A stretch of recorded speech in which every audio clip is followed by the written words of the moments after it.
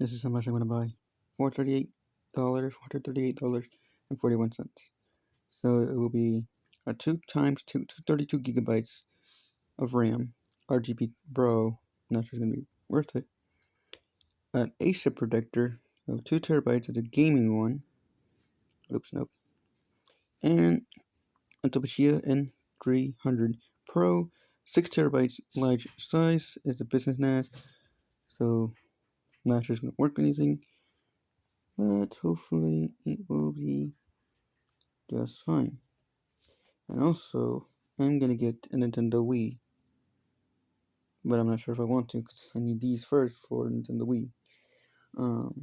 So it will cost me about $477.18. If I do it tomorrow, which is $11.08, it will be this much. But yeah, anyways, that's it for this video. I hope you enjoyed it, as sure as I am. But this is for the computer that I want to upgrade and all that stuff, so hopefully I'll get it before, well, probably tomorrow I'll get it.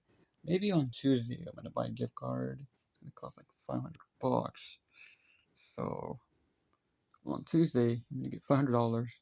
Go to the Family Dollar or Dollar General, mostly Family Dollar because I love Family Dollar, and see what happens.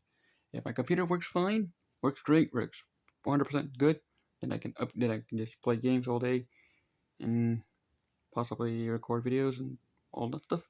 But if not, then I have to get the little situation, and I need your help. I need your guys' help to figure out what's the best performance with no lags and all that stuff. But yeah, that's about it for this video. If you want to help me with this, just comment down below. See what's the big deal of OBS and the gameplay. The gameplay is like when I put 100%, it doesn't work. But when I put 50%, it just works kind of good. But I'm not sure about 80%. But who knows? But I want to upgrade it. So yeah, that's about it for this video. Give this a like, subscribe, comment the video.